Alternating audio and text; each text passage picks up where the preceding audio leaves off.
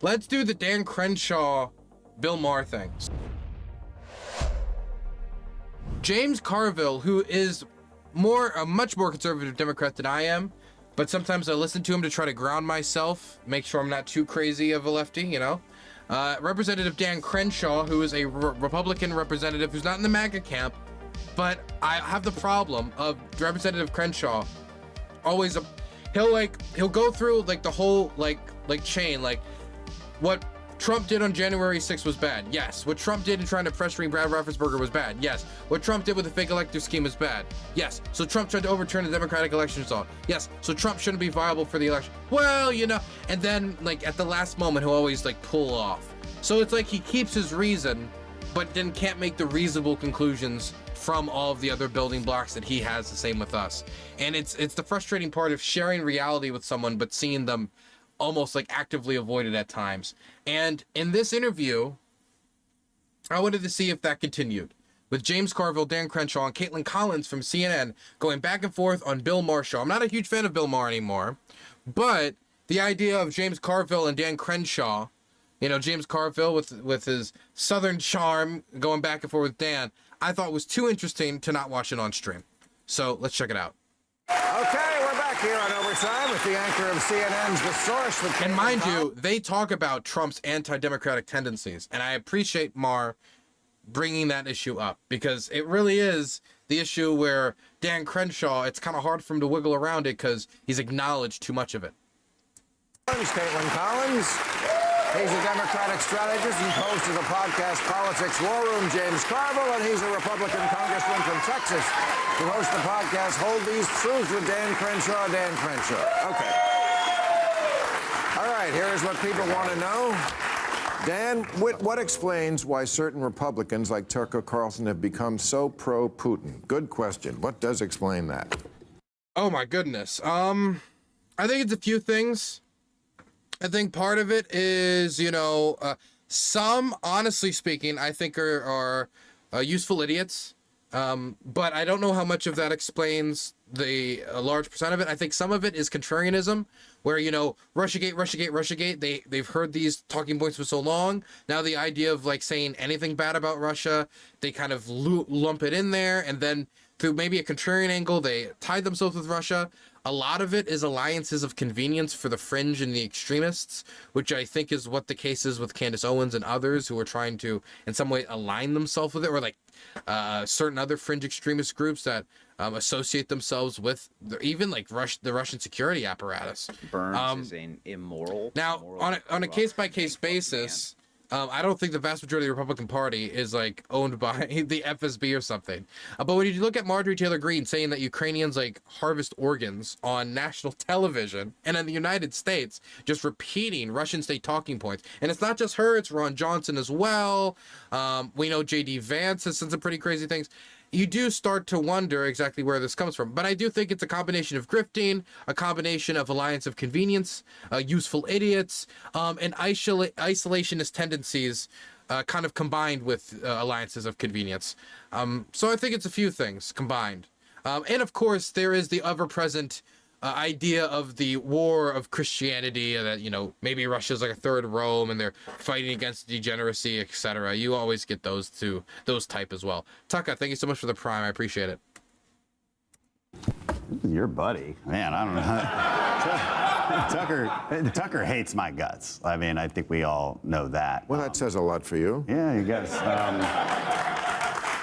I don't know how to explain Tucker. I've never met Tucker, never even spoken with him. He just trashes me because I think it's a bad idea if Russia wins a land war in Europe. And I would remind everybody, I know this is getting serious, but I would remind everybody, if you don't stop Russia there, right, and we're spending maybe 5 to 10% of our GDP, defense spending just on supporting Ukraine so they can fight their own battles.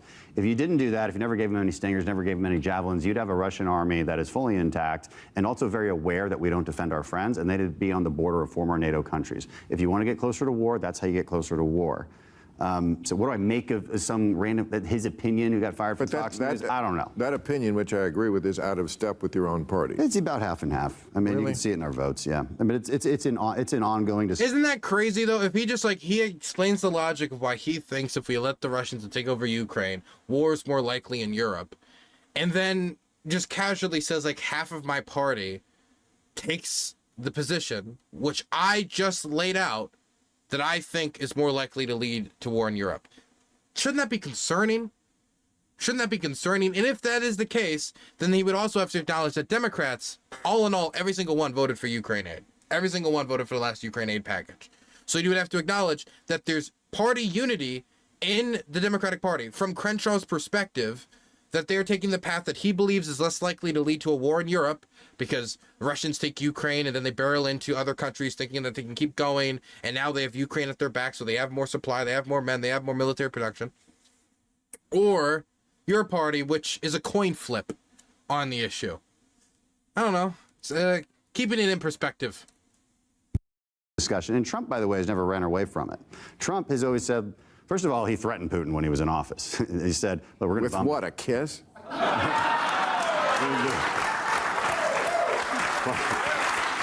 In a culture like Russia's, that would be a threat."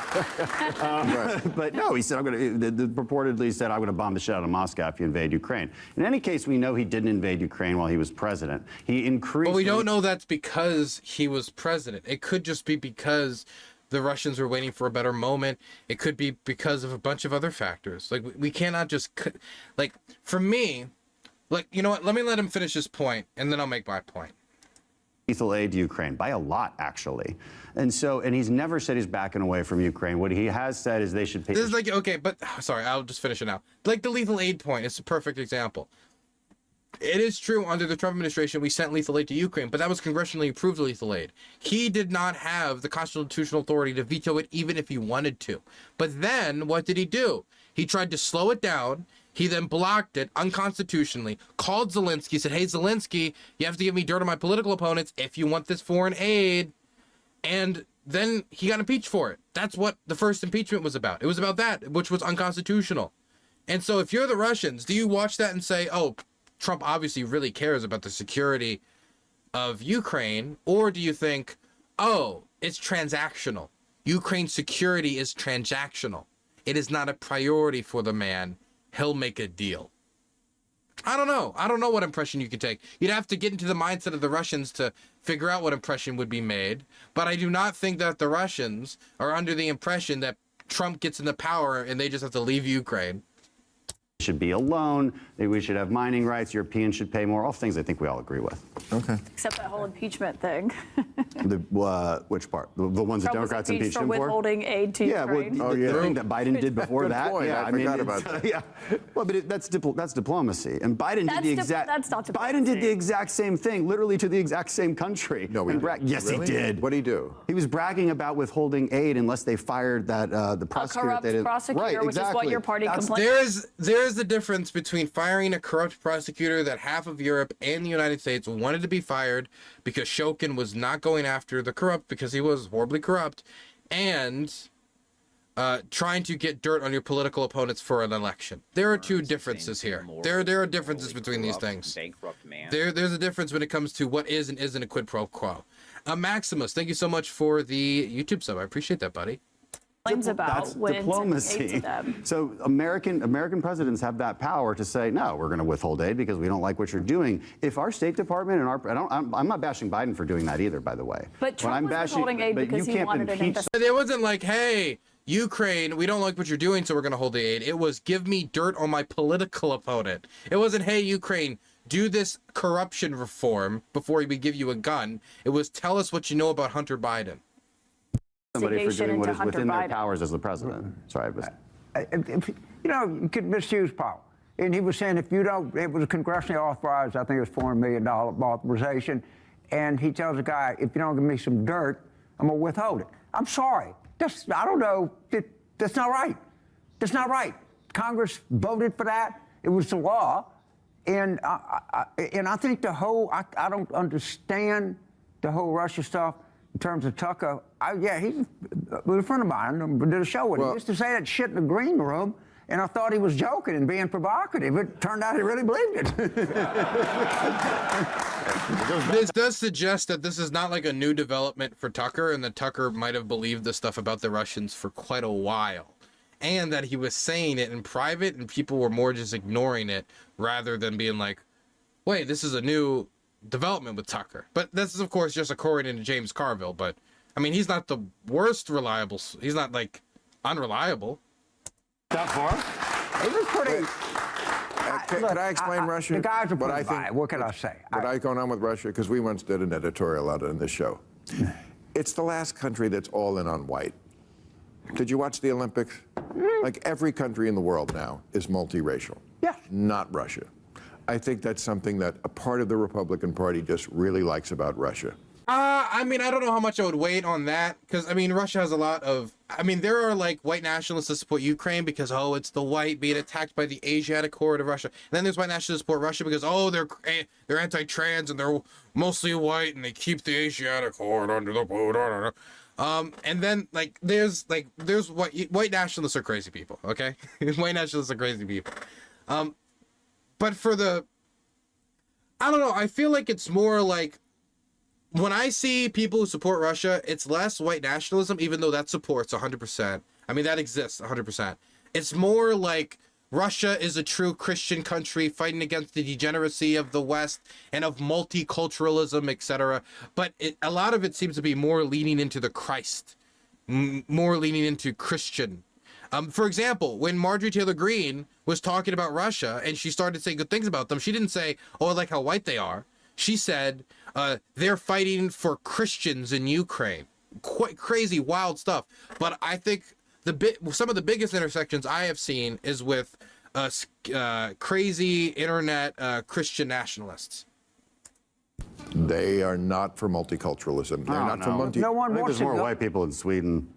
I mean, I don't think Sweden that's a good. took in like a Sweden, million. Norway, like I think they have a higher white population. Russia has like all Asian. Come on, I'm not. That's just not it. That is it. That's not it. I could read you the quotes. They love it. They're quotes about how like it's the last. I will say, when there was like a lot of like, hey, look at the streets of Moscow, notice something. I'll see stuff like that on Twitter too. Russia has this thing of associated with a lot of the political fringes, a lot of the really, really weird fringe far left, fringe far right. They'll anything they can absorb, and like they'll take the fringe far left, be like, hey, look at all these old communist monuments. Take the fringe far right, they'll be like, oh, look how family oriented we are, and there's no gays and trans and et cetera, et cetera, et cetera. They'll take like the more like fascisty types, and they'll be like, look how strong and based Putin is, and how he deals with the political opposition, and how he's dealing, and oh, you know how Russia dealt with it. They'll lean into them in different ways. Country in Europe that's going to be completely white. And anyway, we'll move on. There's some people who like Russia for unknown reasons. I just don't know how to explain. People like the ballet. Caitlin, what is the most? It's not unknown reasons. I don't think Dan Crenshaw. I don't know how much Dan Crenshaw would want to confront the problem with some Christian nationalist alliance with the Russians. Unknown reasons. I just don't know how to explain. People like the ballet. Caitlin, what is the most? They're great at ballet. They're very good. I mean, very good ballet. They're very good. They're very good at doping. Even their drink is called a White Russian. There's a Black Russian too. Not in Russia. Only black in Russia was Brittany Griner.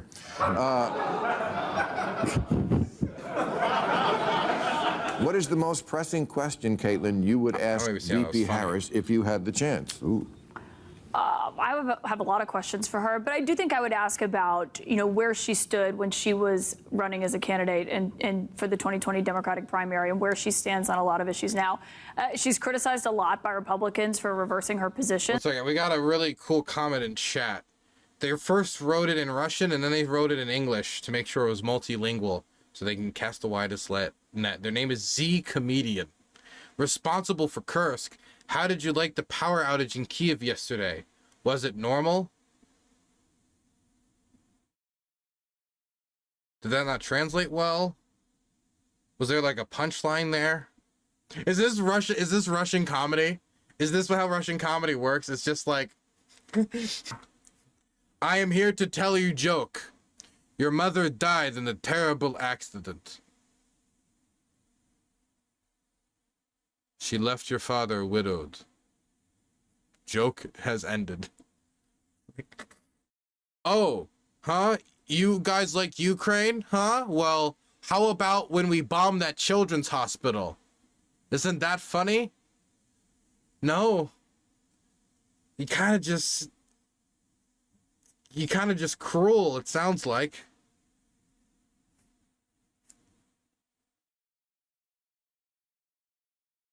Anyway, good job. You've truly shown us good Russian comedy, which is, haha, your utilities don't work. I think also, I mean, Donald Trump has reversed a lot of his positions from covering those. But I think I would be interested in her evolution and where her instincts are and, you know, what she learned from governing with a moderate like President Biden. Okay. James, how much faith are you putting in polls that show Harris is ahead in key states and nationwide? So, okay, let me show you guys the last poll, just because I think it looks really good for Harris right now.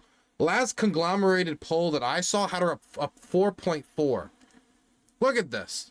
And what I really like about this list is it also shows you like certain like tipping points. You can see the Biden withdrawal and the almost immediate swing, and now the DNC has helped propel her further. And hey, we talked about whether the DNC would be able to maintain momentum. It didn't just maintain momentum, it looks like it added to the momentum, with Harris now over 4% lead, heading towards a 5% lead, with her currently at 4.4 into going into September. I mean, she's getting where she needs to be. I mean, I would be happy breathing around 7 to 8%, because you're going to need a few points ahead in the national polling, and you're going to need to be ahead on the local polls in these states, because you can't just win a popular vote, because Hillary won the popular vote, Trump lost it, and Trump still won. You got to win in places like North Carolina, got to win in places like Georgia, got to win in places like Pennsylvania. And for Democrats, that usually means being not only 1 or 2 points ahead, but usually like 3 or something ahead. let me say this. August is a great Democratic month. We hell on wheels come August, okay? You remember what George Sandberg said about Dave Winfield? He called him Mr. May. The idea is to be good in November. And I tell Democrats some caution here. First of all, most quants say we have to win by 3 in the popular vote to win the Electoral College. So when you see a poll that says we 2 up, well, that's actually you're 1 down if the poll is correct. Yeah, you'd lose. The other thing is Trump traditionally, when he's on the ballot, chronically underpolls, all right? And so they came back late in Wisconsin, Michigan, and Pennsylvania in 2020, and it showed Biden winning these states 7, 8 points. Underpolls meaning Trump's going to do better than the polling shows? I'm saying because traditionally, he underpolls. Traditionally. Means he's going to do better in the election because people are too ashamed to tell a pollster they're going to vote for. I don't know, Right. but I'm just saying traditionally, with Trump on the ballot, just telling the Democrats, they said, oh, James and Debbie down. Oh, what's he talking about? Well, I'm not just telling you, you got to win by 3. And I think we can get there. I think the debate on September 10th is going to be so consequential, and it's going to have an audience that we can't believe, because what does America love? A train wreck. And they had one. That's true. On September 27th. I do like a good train wreck. And they want another train wreck. I agree on that. Do you guys have that debate? It's ABC debate. How do you guys think a Trump-Kamala debate is going to go? I honestly, from what I saw for this week, she only has 1 campaign stop in Savannah, Georgia. And the reason why is that they're taking time to do debate prep. Which, I mean, with 9 years of the Trump era, you'd think, I mean, come on, don't you have enough scandals to go off of? But, I mean, when you have so much material to work with, you got to choose what's best to talk about. Is it really worth it to, like, emphasize, the P-tapes? Or should we talk about pressuring Brad Raffensperger? Should we talk about the economy he passed over? Should we talk about how tariffs are going to affect consumers? Should we focus on comparing to a positive agenda? What are we going to say in response to his attack on her as the quote-unquote borders are? So they're taking time to prep her, and I think that's good that they're taking it seriously. Even if we have 9 years of material to work off of, that means you need to choose the best material to use during the debate.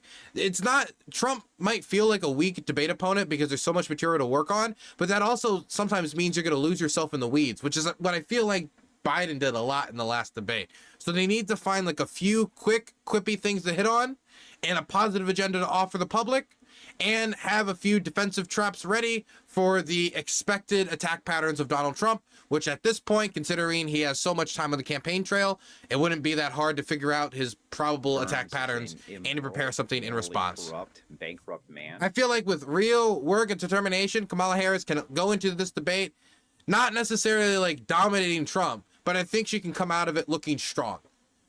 If they put enough time and effort into it, and it seems like they're putting the time and effort into it. So I hope to see a strong Kamala Harris. I hope so. I hope she doesn't buckle under the pressure. She's never been under lights these bright before. It wasn't this bright under the Democratic primary. Aussie T, thank you so much for the 2-month tier 1 sub. Hi Dylan. Hello Aussie T. Hello, nice to see you. ABC debate. If it happens, I still think it's an open question of Really? whether or not it happens. Trump's going to go. He's got to. You think that Trump is going to pull out? I think Trump is nervous about it. I think Trump. I think that if Biden did not fumble in the way he did the last debate, the story would have been about Trump's lies less than Biden's fumbling. And if you take away Biden's fumbling and you still have the lies, plus pressure from Kamala Harris that Biden just was not delivering during that debate, then we can see Trump under pressure on top of the lies being part of the story. If the Kamala campaign can keep on the fact that at every single second of that debate, which is going to happen because this is how every debate with Trump goes, he's going to lie. I mean, his record was like a lie every 1 minute and 40 seconds. I forget the exact math, but it was crazy. I talked to a lot of sources in his world. I think he has really struggled with it. It's not just a narrative or a talking point from Democrats. He really has struggled with how to combat her. And I think going into that debate, he does not really want to do it. I think it's difficult, if not impossible, for him to pull out because his campaign manager had cards printed that said anywhere, anytime, any place for President Biden, and it would look weak. But I don't think he's looking forward to it at this point. No. I think the specter of September 18th is driving him crazy. He's going to have to sit in that courtroom, and that that's when he's judge sentenced. is going to lecture him. Now, I don't know if he's going to have jail time, but there's going to be some imposition on his liberty. I don't know what it is, and those judges have... I don't know if there's going to. Either way, it eats up his time, right? It eats up his time, and it keeps it in the news that he's not only a convicted felon, but he's still got more legal problems down the tube, running against a prosecutor of all people. Again, man, when I said that she's going to lean into being a prosecutor, I meant it. We see it, and it was like clear as day, the pathway to take, running against a convicted felon. Didn't get to lean into her being a convicted prosecutor back in 2020. Now's the moment to define Kamala Harris. What do we define her as? Prosecutor. It seemed like a pretty easy equation. sentencing options that are multitudinous. They can do a lot of different creative things. But he knows that's coming. He knows September 10th is coming. There's no way that he can get out of it, Caitlin. I don't think. I mean, I would be happy if he did, but he kind of needs to debate now. He needs it as much as she does. Right, he does. And so instinctively, the candidate that doesn't want to debate is the one that doesn't need it. The one that needs it wants to debate. So we'll make a friendly bet. I think it goes off. He's going to shit the bed. He does. You know this. I mean, he does not do well with women. He just does. I would, whether he does the debate or not, I don't know. I'm not a political pundit trying to analyze this stuff. But I do know that it's a very easy debate to win. So all you have to say is, look, you had 4 years, I had 4 years. When I was president, and when you were president, here's the differences. Gas prices are up 50%. Okay, Trump used to talk about having the lowest black unemployment rate in American history. Biden had a lower one, making his the lowest black unemployment rate in American history. And instead of just accepting that he can't really hit on that point anymore, what Trump started to do was just claiming Biden's black unemployment rate as his own. Just being like, well, I passed him the economy, so I'm just going to claim it anyway. This is debating economic numbers with Donald Trump. There are key numbers you can hit on that are better for Biden, whether it has to do with oil export and the just like the gas market generally, which, I mean, Democrat, supposed to be the environmentalist.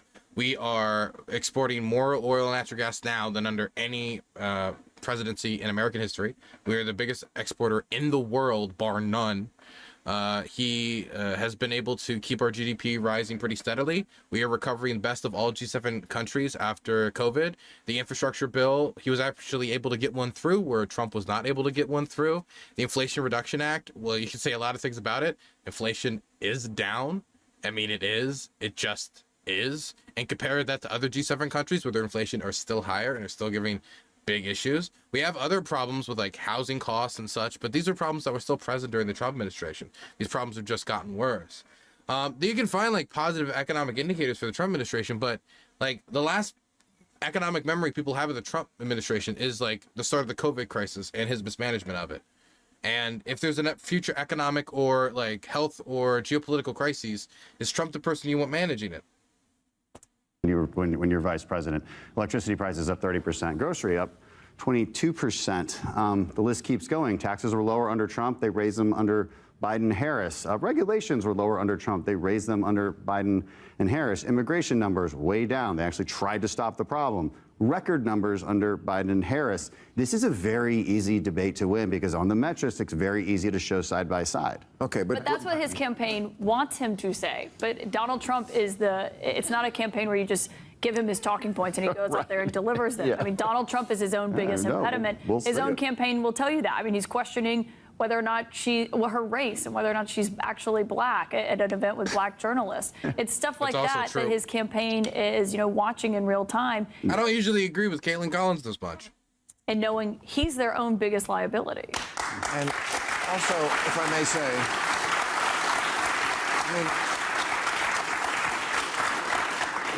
you're sure of yourself. You present these issues as if it's, a slam dunk. Less regulations. Well, some regulations are good. Some are good, but 10 more. Some are bad. Believe me, I live in California. I know. We have a lot. It's like I oversee the EPA on my subcommittee. Like, wait. Let's also be clear. When we listened to when Barack Obama speaking at the DNC, it was basically like he sounded like the Yimby in chief. It was all like, we need to build more homes. When you listen to Collins, build more homes. And a lot of this is going to require, and it's going to be part of like cutting some red tape. When you talk about how Kamala Harris is approaching Bitcoin, it's from a less hostile angle. Like, and some of this is not even stuff I'm necessarily happy about when it comes to the Bitcoin stuff, but John Brown Enthusiast has donated $5. Where were we? You really, John Brown Enthusiast really threw me off with that one. That is a sentence that will throw you off. I forgot. It can be good. Clean air, good. All of it good. And I have a lot of friends who are Republicans that kind of believe in lighter touch regulation, maybe a few less taxes, kind of slightly nationalistic. If I'm one of you, I want Trump to get beat bad. I mean, I'm talking about a 64-72 wipeout. You know what happened after Republicans got wiped out in 64? They won in 68. You know what happened after the Democrats got wiped out in 72? They won in 76. If Harris gets 280 electoral votes, your party is fucked. Because he's stuck with them the whole time. They're not going anywhere. You want to wipe out. What I want most of all is for my daughter to grow. By the way, Carville, this is the biggest truth bomb I've seen him drop in a while. And what he's saying right now is true. What the Republicans need is a clear loss. It was like the problem with how Biden did in that post-press conference. If he just would have crashed and burned immediately, then the pressure probably would have been so overwhelming it would have pulled out immediately. But he did well enough that people were still kind of divided on whether he should stay in and stay out. And if he would have stayed in, he probably could have maneuvered to stay in. I mean, no, we know he could have. He had the delegates to do it. He could have just dug his head in the sand. But he didn't. He pulled out. Grow up in a place where... When I think about a Trump presidency, or like Trump going for the presidency again, and he loses, and he just loses by a little bit, he challenges the results, I could see Donald Trump trying again in 4 years at 82 years old. He'd think, Biden tried, why can't I try? Do you think he's not egotistical enough to try, really? I'm not saying it's guaranteed, but even if he doesn't try, maybe it's one of his kids who he tries, or he endorses one of his kids. It's not like he's a great pick for political candidates necessarily. Doug Mastriano, Doc Hollywood, Dr. Oz, Kerry Lake. It's not like he has had a great track record of picking these candidates particularly. So he could be a long-term burden on the party if they just underperform enough, but keep him in the political field to influence the party's direction and or even try to run again, which will probably not be accepted with joy. My goodness. Yeah, that is something I think about. But if he just gets wiped out this election, then the party might be a lot more willing to be like, okay, we got to change course quick and have a little, come to Jesus moment. What I want most of all is for my daughter to grow up in a place where she can start her own business more easily, where she's not competing against men on a swimming team or in a wrestling match. That's what I want most of all. And so that's what you want most of all? That's your biggest issue? Is it like 1,000 students, if that are engaging in like organized sports while trans? Those kids are your biggest issue? Really? He said it was his biggest issue. Over the cost of housing. Over global war. Okay. Matt Walshification of the Republican Party. The Trump policies simply are better. You have less of the bad stuff, more of the good stuff, right? I don't know. How was it coined? I don't know how to break this to you. Like, what all the things that are supposed to be down are up, and all the things that are supposed to be up or down. I know, 50 to 1. I know. I can run circles around you on the economics of this. Let's go back to 280 votes. Okay. What does Trump do? Dude, I gotta say, when people say I would destroy you and do so good in a debate, that is when they come off as most confident. If he loses this. Now, he lost the last election, right? Yeah, he lost the last election. Okay, that's a very important thing. Somebody else is president. But Mazel tov. he hasn't conceded losing that last election. My point to you, sir, is that gas prices and food prices go up and down. But this shit is forever. Okay. Don't take my word for Biden policies being responsible for inflation. Okay, wait, I'm sorry. Number one, inflation's back down. That's number one. Number two, do you really think a tariff on all import goods, Mr. Ronald Reagan-esque foreign policy, economic view, like I will be strong for, you think a tariff, a 10% tariff on everything isn't going to mean increased cost for American consumers on the very goods you're complaining about increased cost on? 50% on Chinese imports? Are you crazy? Dan. Free market Dan man. Asked the Fed in their statements in 2022. That's not the question I'm asking you. It was all on fiscal stimulus, which is the American Rescue Plan. But I'm saying that stuff, that's the normal stuff of politics and economics. It goes up and down. But not normal. But wait, but wouldn't you concede that not conceding elections is a much bigger, more existential issue, and that he's not going to concede this election? Can you imagine, can you tell me a scenario where he loses, maybe even by more, beautiful question, and he concedes the election? Can you imagine him saying, I've seen the results, and I'd like to congratulate Kamala Harris on running a good campaign? It's impossible to imagine. I don't have to imagine. I don't have to imagine any of it because I know the history of it, and the history of it is he moved out of the White House. There was a peaceful transition of power, and there was an inauguration on January 21st. I'm so happy about that reaction. I'm so happy about that reaction. Because, like, he seems semi-reasonable through most of this conversation, but at that moment, it feels like he had to divert off the road of reality for a moment to be within the confines of the party. Like, it was a peaceful transfer of power. Was it? It was not.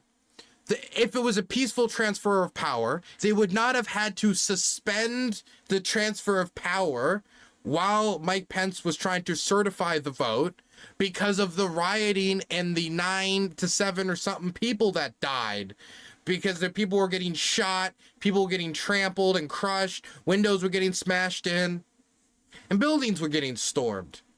You want to know how the Russian soldiers out east took over Donetsk? They stormed buildings. Now, these guys didn't have guns, they had other blunter weapons, but that's how you usually take stuff over. It's you try to storm a building, and a bunch of people think that the election's been stolen. They want to take back the government. They stormed the building. They made it not peaceful. That's what they did. Like, it doesn't need to be all rifles and machine guns and machetes for it to still be an intrusion against the peaceful transfer of power.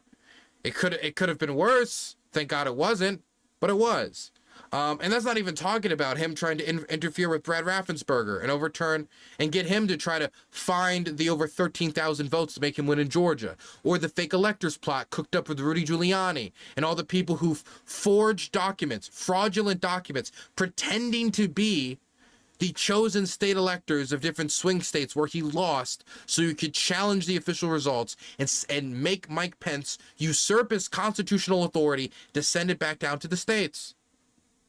That's not even talking about the scenarios they were thinking about of declaring martial law and writing executive orders to seize voting machines using the National Guard, to delay the certification and to take control of the election system. I mean, it's just, like, come on. It was not the transfer of power that we see every 4 years. And to pretend that it was is going to cause people, everyday people, to react the way that crowd did, because everybody knows what they saw. Everybody knows what not everybody knows the reports, but certainly everybody knows what they saw. At least unless you were on like a social media bubble and you're only getting served what the algorithm wants you to see, which is just what you want to see. Everything not to do that. They tried to do the same unconstitutional process that Democrats did in the last three elections. And Republicans the Democrats sent fake electors. The Democrats pressured the Justice Department. The Democrats went to court and got laughed out of it. No, so that you're talking about legal that never happened in any other election. You're talking about utilizing the legal process. Now, I disagree with the fact that there should even... Forging fake documents to say that you're an elector to cause confusion about who the real electors are, so the vice president can usurp his constitutionally mandated authority to send it back down to the states where you have majority of control in your legislatures, is not just pursuing all the legal processes. That is a non-legal process. Be a process to decertify an election, but Democrats did it 3 times in the elections prior to that. Where was the hand wringing then? Stacey Abrams has never said that she lost the governor's race in Georgia. And that's Nobody wrong. Nobody rings their hands about That's it. wrong, and it's a false equivalency to sending fake electors. What fake electors? What fake electors? What fake? Did he just say what fake electors? This was national news. He can't play stupid. This is not the fake electors are well known. If he's read any of the reports on this, he's in Congress. He should have easy access to it. Any of the reports on what happened. Like, yes, Donald Trump and his goons got fake electors to pretend to be electored by the people of their states to try to represent them as electors, to do the votes, to choose the president, even though they were not the ones actually chosen. They just pretended to be. And they even had little fake ceremonies that are recorded that you can go see. Fake elector in Wisconsin describes how he was tricked. Come on. I want to make 2 points. I want to make 2 points. Check Michael Bloomberg said there's zero evidence that the economy, the first 2 years of the Trump economy went any better than the last 2 years of the Obama economy. All right, period. The truth of the matter is, Trump inherited. What did you say? Trump inherited a good economy. Okay, Biden inherited a crappy economy. Oop. That's a fact. Okay, that's a fact. That's not a fact. So inheriting economy matters when you count jobs? A Democrat storming the Capitol and beating the shit out of a police officer, then I'm going to say something. I definitely saw them beating the shit out of a lot of police officers and burning down a lot of buildings in the riots of 2020. But on the inheriting a good economy, can we address that real quick? Because that's often a talking point, and it's completely false. By the time Biden took office, real GDP was back to pre-pandemic levels. In one of the quarters in the last year of Trump, 35% increase in GDP, then 5%, then 4%. You were well on your way to a recovered economy by the time Biden got to take office. That's where a lot of those job gains were coming from. And they were despite the fact that Democrat mayors and governors all over the country were destroying their own cities, destroying their own economies, keeping them locked down more than they needed to, just like here in LA, just like in California, just like what Tim Walz did in Minnesota. These things all happened. And so if you want to talk about inflation, what causes inflation? Lack of supply, too much demand. They injected a ton of demand, $2 trillion worth in American Rescue Plan, and then they screwed supply by screwing up and closing. But they're trying to inject into supply, for example, in microchips. They're trying to inject into supply when it comes to the drilling permits that Biden approved. I mean, they're even trying to protect supply for Americans when he's talking about the temporary pause on the on certain export terminals when it comes to export of liquefied natural gas, because he's concerned about the increase on prices it could have for American domestic consumers, because so many foreign consumers want American product because we're exporting more than ever in American history. Closing down factories and businesses. That creates a perfect storm. Republican policies are not responsible for any of that. Well, some of there are economic conditions in the United States in December of 2020 compared to December of 2016. And I'm going to tell you what you're going to find. It was a lot better in December. There was a global pandemic. Again, you know, obviously. I try not to interrupt you because I have respect for you. You're Lieutenant Commander in the Navy. I'm sorry. But what happened was Grandpa they assaulted scolding the Capitol at the encouragement of him. They are celebrating this on 5 September of 2024. Right. And if a Democrat did something like that, I would go nuts. I'd want to haul off and slug them right in the face. I wouldn't do it. I did go nuts. Like, I hated it. That's what they're doing. They are honoring these criminals. And I wouldn't, you know, and saw a Democrat in Minneapolis, I'm not for that at all. And by the way, you know, look what happened. And so you got to admit, though, that people. Go ahead. Again, these were people that assaulted the Capitol. They were trying to hang people. But also to act like what Democrats have done before, which is often something that Republicans, when we have them on my show, say when we talk about January 6th and the fake electors and Trump refusing to admit that he lost the election. There was barely. And Bill Maher or Katie Collins or James Carville, can they just like clarify with Dan Crenshaw that he knows that the fake electors are real? Is he really just like pretending he doesn't? I can't get past that. He's really pretending that he doesn't know what the fake electors are, or was that just like a brush where he didn't understand what they were talking about? Because, I mean, it's really widely reported on. Really a peaceful transfer of power. They actually wouldn't even allow them to move forward with getting federal funding to start the transition for weeks. I remember it was because we found out about a little known position that no one in the federal government even really knew much about because of that. But also, the difference then is Joe Biden went and certified the election. He was the vice president then, and he certified Donald Trump's election and so did Mike there Pence. was not a massive. Because Mike Pence was pressured not to by Donald. Yeah, Donald Trump asked them not to. You can't be able to. This is the debate about Donald Trump, not Mike Pence's credibility. Donald Trump wanted him to not certify the election. The whole point of J6 was to pressure Mike Pence not to certify. The entire process of certification is bullshit. It's unconstitutional. Democrats opened this door. Republicans ran through it. Congress, I'm hearing booze in the audience. The Constitution, yes, they did. 3 elections in a row. You cannot compare I can, because they're going through what they deem to be a legal process. I think it's illegal, no matter which party does it. Because there's nowhere in the Constitution that says Congress gets to certify the election. They don't even use that word. This is based on an old 1886 law from the Reconstruction era. It's for a very different situation. We need to get rid of that entire process. We need to have a full page 1 rewrite of the Constitution, not that there aren't some great things in it. We have the oldest Constitution in the world. Right, and some of it is ridiculous. I live in a state with 40 million people, and I get 2 senators, and the Dakota Territory gets 4. All right, we got to go. Thank you very much, everybody. And that's that. Honestly speaking, I think James did somewhat okay. I think that they could have been more aggressive.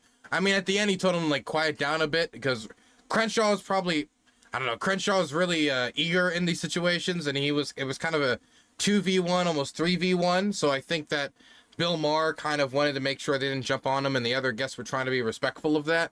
But I think, generally speaking, that Carville here had the same problem I have with him everywhere else, where it feels like sometimes he'll build up some of the logical boxes, he'll have some of the same facts that you do, and he'll acknowledge their existence, but then at the last moment where you're both going to get to the same conclusion, he swerves to the left. Like just him pretending not to know what the fake electors are. I have to assume that's just pretending. I don't know why he did that.